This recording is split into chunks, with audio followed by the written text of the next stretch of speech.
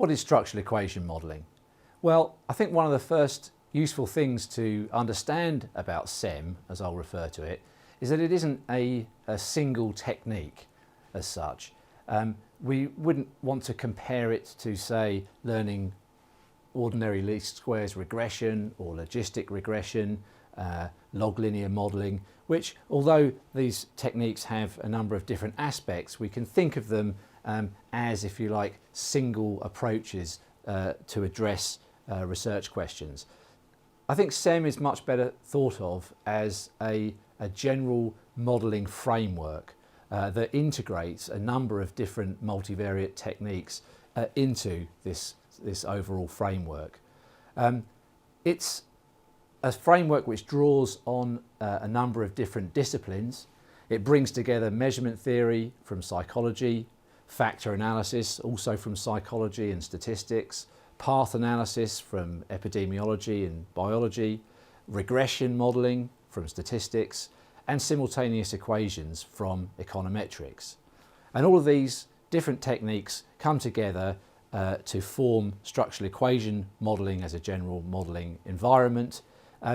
And it's also an environment which is somewhat dynamic. It is not set in stone at this point in time. It is actually often integrating new ways of fitting models as the technique develops over time. What sort of research questions would SEM be particularly suitable for addressing? Well, I think it's being a general model fitting environment. It can address many different kinds of research questions, but I think it's particularly suitable in situations where the key constructs, the key concepts that a researcher is interested in are complex and multifaceted, often relating to social psychological concepts. So these kinds of concepts can be quite difficult to measure and are often measured with error. And one of the useful aspects of SEM, as we'll see, is its ability to make corrections for errors of measurement. Other kinds of research questions that SEM is well suited to are ones which specify systems of relationships, rather than, as we may be used to if we're fitting regression models where we have a single dependent variable and a set of predictors or independent variables. Structural equation models may have numerous different outcomes or dependent variables, each of which is affecting other dependent variables in a more complex system. So if a researcher is interested in modelling a causal system, then structural equation models are particularly suitable. Another kind of research question that structural equation models are often used to address is where the researcher is interested in indirect or mediated effects. So in many research questions, we're interested in the effect of variable x on variable y. That would be thought of as the direct effect of x on y. But in many research contexts, we're interested in more complex kinds of relationships where the first variable x perhaps influences a second variable z, which then has a second effect on y. That would be seen as an indirect effect, and SEMs are very well suited to addressing those kinds of mediated research questions. Now, SEMs are known by a number of different names in the existing literature, and this can be somewhat confusing. Sometimes they're referred to as covariance structure analysis models. This relates to the fact that with SEMs we're actually analysing covariance matrices, not variables directly. We'll come on to that in later films. They're also known as analysis of moment structures. This is what gives the software, the SEM software, AMOS its name, because this is in recognition of the fact that the more modern SEMs analyse not just covariances but also means, so higher order moments. It's also known sometimes as a Lisrel model, which again takes its name from possibly the most well-known software, certainly the first software for fitting SEMS, which is Lisrel. More controversially, SEMS have been referred to as causal modelling, and they're often, certainly have historically been associated with analyses which get at causal effects. But I think that is probably a more controversial name to give to any modelling technique, because the claims for causal inference will come from the research design rather than the statistical model that we apply to analyse the data. There are many different software packages that are available for fitting SEMS, and this is a list that's changing and growing all the time. As I mentioned, the probably best known is Lisrel, which was developed by Carl Joreskog and Sorbonne, one of the first available packages. Now there are many more software packages available: M+, EQS, Amos, R is a free package, Stata, and many of these packages have more limited versions that are available for free for students to download and try to see which one is most suitable. I wouldn't want to make a recommendation for any particular software package. Each one has its own particular advantages and disadvantages. So, what is structural equation modelling? Well, there are many possible answers to that question. The one that I'm going to propose in this film is that SEM can be thought of as path analysis using latent variables. Now, this definition may not be very helpful to you if you aren't very familiar with either path analysis or latent variables. So for the remainder of the module, I'm going to run through what path analysis is and what latent variables are. So, what are latent variables? Well, most of the concepts that we're interested in social science are not directly observable.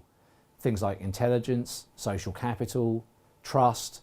It's very impossible to go and put some kind of meter into people and get a direct reading of their level of social capital or trust. So this makes these concepts hypothetical or latent, as we refer to them. We believe that they are latent within people at some level, and that they drive attitudes and behaviour, but we can't actually directly observe them.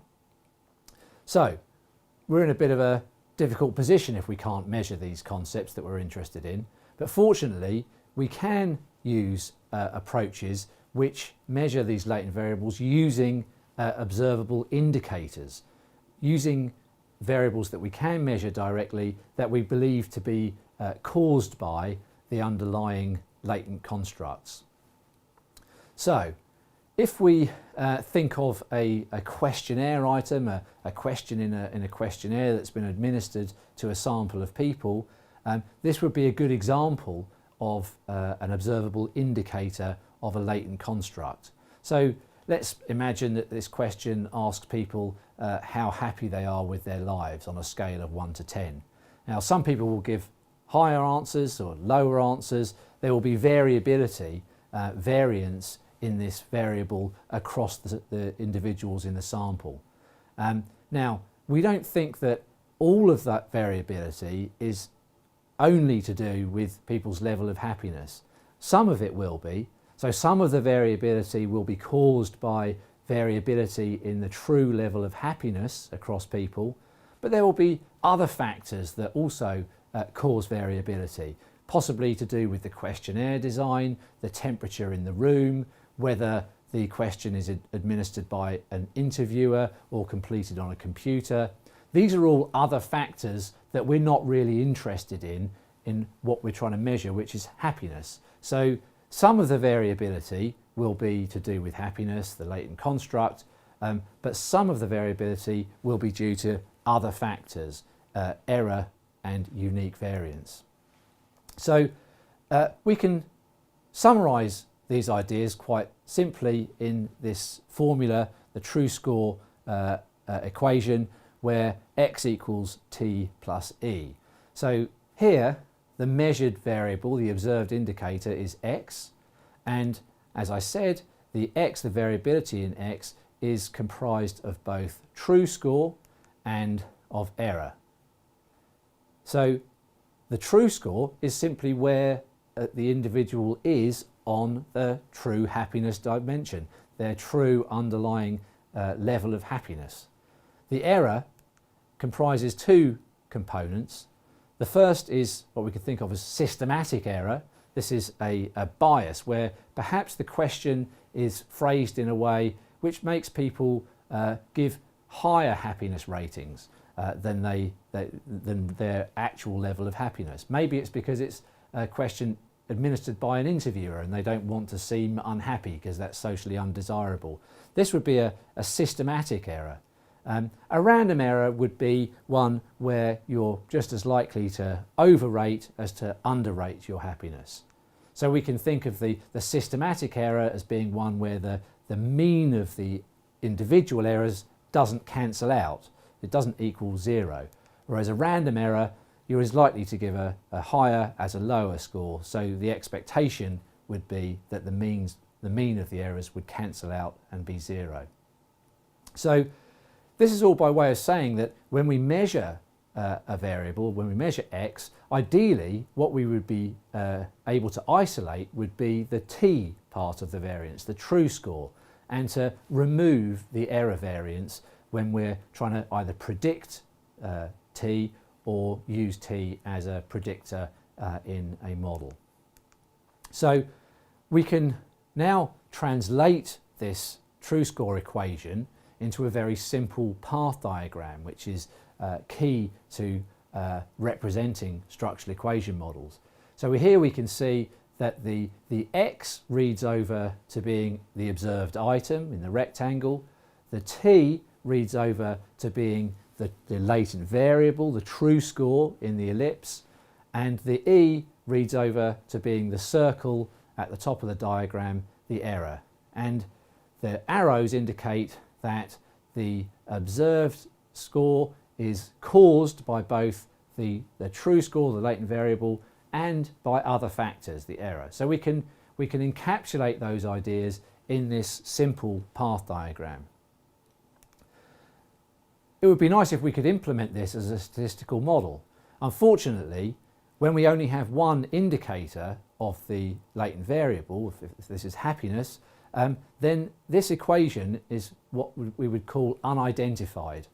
We have more unknown pieces of quantities that we're trying to estimate, the t and the e, we don't know what they are and we would like to estimate them, than we have known pieces of information, the x. We've measured x in our sample.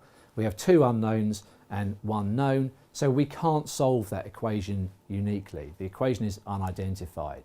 So we can't separate the true score from the error when we only have one measure of the underlying concept. What this then tells us is that we need to have multiple indicators of our latent constructs. When we have multiple indicators, then we can start to over-identify the true score equation and estimate the quantities of t and e for each indicator. So we can apply many different kinds of latent variable models. We can use principal components analysis, factor analysis, latent class models, depending on the metrics of the observed indicators that we have in our data set.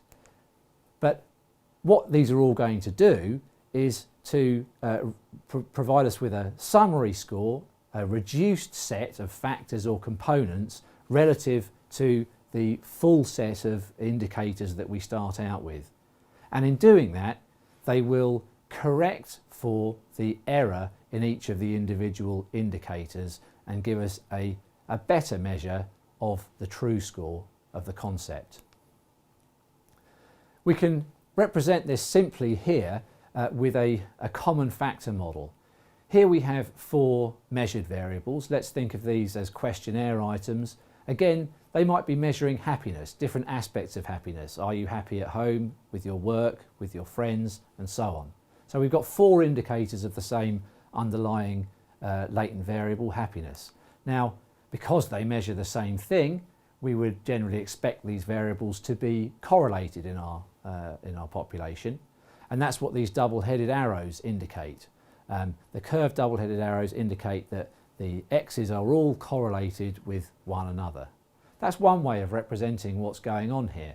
Another way would be to do away with these correlations and add in the underlying latent variable, someone's true level of happiness, which we've here denoted as eta. In this model now we have happiness, latent variable, having a causal effect on each of the indicators, and that causal effect is what we can think of as the true score, the t part in our x equals t plus e equation. Now, if that's the case, then we also need to have error terms for each of these equations here, and that's what we show in the diagram there. So with these multiple indicators, we can apply a latent variable, in this case a factor model, and we can get empirical estimates of these key quantities. And here now the lambda coefficients there in this model we'll refer to as factor loadings, and these are the correlation between the factor, the eta, and each of the x variables. Now, if these indicators are good indicators of happiness, we would expect these correlations to be high. We would expect the correlation between a good indicator of the latent construct and the latent construct to be close to or approaching 1. So, if we are able to measure our constructs with multiple indicators, we can apply latent variable models, and this brings a number of benefits. Well, firstly, the kinds of things that we're interested in modelling in social science are generally complex and multifaceted. If we think of happiness, for example, it's difficult to come up with a single question which covers all aspects of a person's individual well-being. So we probably need to have multiple indicators to get a good coverage of the concept. As I mentioned, it also enables us to remove or at least reduce random error in the construct that we're measuring. This, I think, we can convince ourselves that removing error seems to be a good thing to do, but more formally we can demonstrate that if we have random error in a dependent variable, although it leaves the estimates in a model unbiased, these will be less precisely measured. There'll be a noisier measure with wider confidence intervals. More seriously perhaps, if we have random error in independent variables, then regression coefficients that we estimate using those independent variables will be attenuated. They will be smaller than they are in the population, systematically smaller, tending towards 0. So we will underestimate effect sizes, and we will falsely fail to reject the null hypothesis. So, what is path analysis? Well, again, there are many ways that we could answer this question, but I think a key feature of path analysis, and one that makes it very appealing as part of structured equation modelling for social scientists, is that the model that you're wanting to fit to the data is represented diagrammatically rather than in the form of equations. Of course, we can represent the structured equation model as a system of equations, but we can also represent it as a diagram, and this visual aspect again is very appealing for social scientists who are perhaps less comfortable and less intuitive in their reading of equations. So the standardized notation of path analysis is a very important feature. But path analysis presents regression equations between our measured variables. So we're interested again in kind of systems of relationships between multiple observed variables.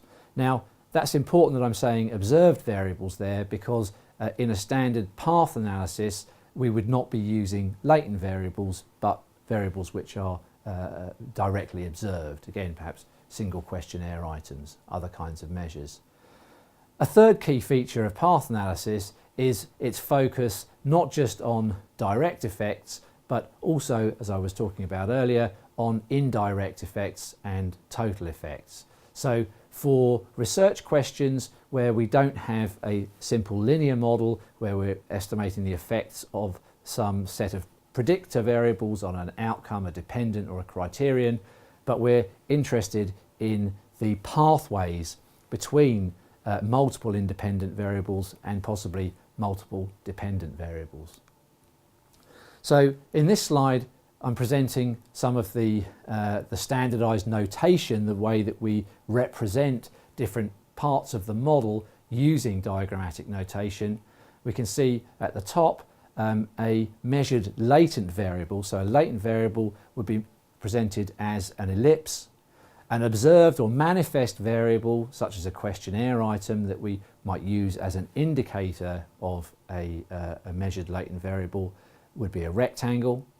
An error variance or a disturbance term is a small circle, and there's a similarity with the measured latent variable there. They're both circular shaped because an error variance is also a latent variable.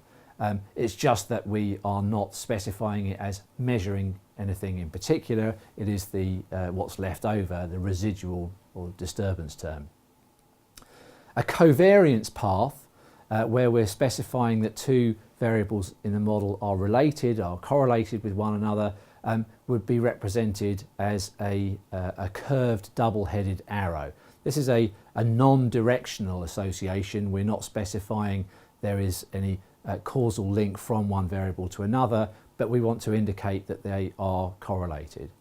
And finally, the single-headed straight arrow represents a directional path, or what we would generally think of as implying causality in the model, a regression path from one variable to another.